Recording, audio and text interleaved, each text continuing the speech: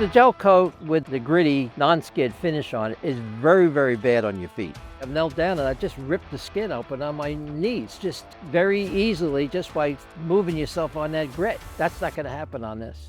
So I'm excited about it. High-tech deck is truly a superior product. I don't think there's a better one in the industry. Unbelievable service. That usually doesn't happen in the marine industry. His service is incredible. And I think anybody looking at buying this product and wants to get it done, don't hesitate.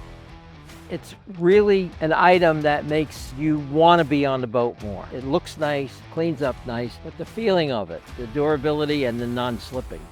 When you look at high-tech deck today, I'm just so impressed with it. And the fact is that you're going to take a commercial boat that's going to look almost like a yacht when it's finished.